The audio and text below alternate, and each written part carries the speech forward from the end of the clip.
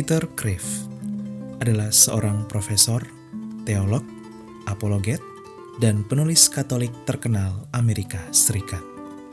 Lahir pada tahun 1937, ia dulunya adalah seorang mahasiswa teolog di Calvin College. Calvin College adalah kampus yang didirikan oleh Gereja Reformasi Kristen di Amerika Utara yang merupakan salah satu gereja denominasi Protestan aliran Calvinis. Titik balik perjalanan Peter Kreeft menjadi Katolik saat dirinya menjalani masa-masa studi di bangku perkuliahan sejak tahun 1959.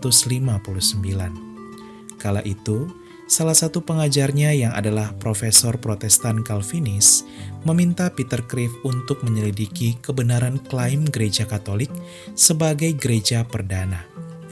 Peter Kreeft yang terkenal jenius dan suka membaca ini langsung menyelidiki klaim gereja Katolik tersebut dengan berbagai referensi terpercaya yang ia baca dan telusuri. Hingga setelah ia melakukan penyelidikan dengan mempelajari mendalam sejarah gereja dan kekristenan, ia terkejut. Peter Kreeft mengatakan bahwa dalam gereja perdana dia menemukan adanya sentralitas ekaristi, memohon doa perantaraan para kudus santo dan santa, devosi melalui perantaraan Bunda Maria, kesatuan gereja, hingga suksesi apostolik. Semua yang ia temui dalam gereja perdana ini persis sama dengan unsur-unsur yang dimiliki gereja Katolik.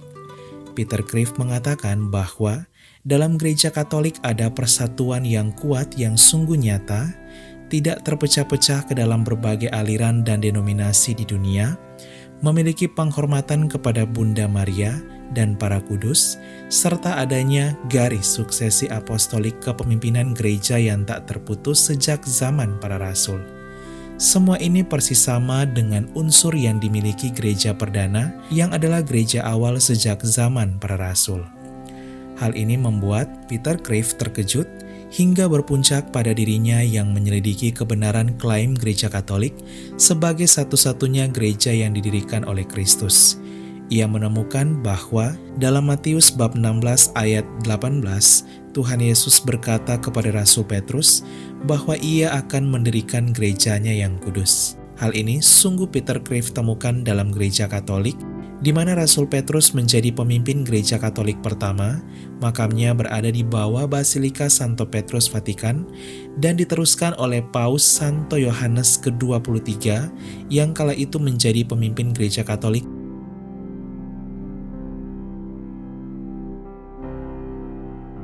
Peter Kreeft pun mulai banyak membaca tulisan para kudus dan filsuf Katolik terkenal seperti Santo Yohanes dari Salib dan Santo Thomas Aquinas. Ia juga mengunjungi gereja Katolik paroki Katedral Santo Patricius New York, Amerika Serikat. Saat di Katedral New York, ia mengaku merasa seperti berada di surga.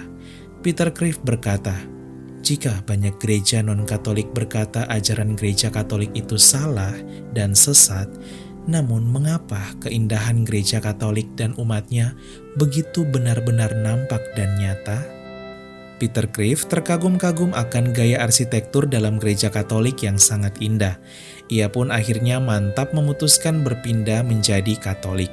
Setelah menjadi Katolik, Peter Kreeft bertumbuh pesat menjadi orang Katolik yang sangat taat dan militan. Ia melanjutkan studi di Universitas Katolik Fordham yang didirikan oleh Serikat Yesuit pada tahun 1961. Lalu kemudian ia berhasil meraih gelar profesor di Boston College, salah satu universitas ternama di negeri Paman Sam Amerika Serikat pada tahun 1965. Sudah lebih dari 80 buku terkenal telah ditulis oleh Peter Kreeft, terlebih buku-buku tentang ajaran iman Katolik.